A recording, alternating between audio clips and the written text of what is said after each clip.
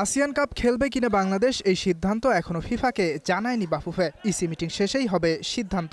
3 দিন আগে এমন তথ্য জানিয়েছিলেন বাফুফে সহসভাপতি সাব্বির আহমেদ আরেফ, যা নিয়ে শুরু হয়েছিল ব্যাপক সমালোচনা। ফিফার আপগ্রেড তো এখন আমাদের কাছে নাই, আমরা জানাবার পর তারপর আবার ফিফা আমাদেরকে করবে। আমরা এখনো কিছু বলি নেই, ইয়েস তো বলি নেই। তবে এই তথ্য সঠিক নয় বলছেন বাফুফের নির্বাহী কমিটির সদস্য সাখাওয়াত হোসেন ভুইয়া শাহিন। বরং বাফুফে আসিয়ান খেলার জন্য পুরোপুরি প্রস্তুত।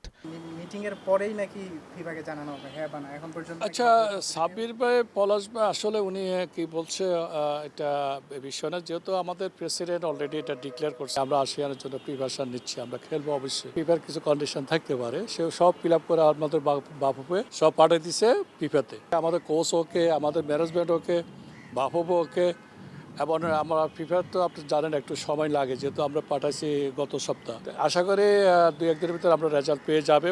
শনিবার বসবে বাফুফের কার্যনির্বাহী কমিটির মিটিং। সেখানে আসিয়ান নিয়ে আলোচনা ছাড়াও গুরুত্ব পাবে ঘরোয়া লিগ। আসিয়ান চিঠি পাইলে আমরা আমাদের ন্যাশনাল টিমে ক্যাম্পও শুরু করে দিব, এটা আমাদের টার্গেট।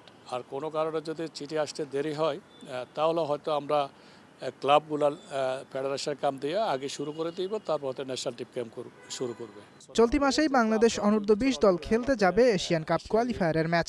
বাফুফের কার্যনির্বাহী মিটিংয়ে আলোচিত হবে এসব বিষয় নিয়েও। আমাদের ওমেন্স টিম যাচ্ছে জাপানে অলিম্পিক থেকে, আমাদের 20 যাচ্ছে এফসি। ইয়াসির আরাফাত সবুজ, স্টার প্লে, ঢাকা। প্লাস আমাদের আবার 17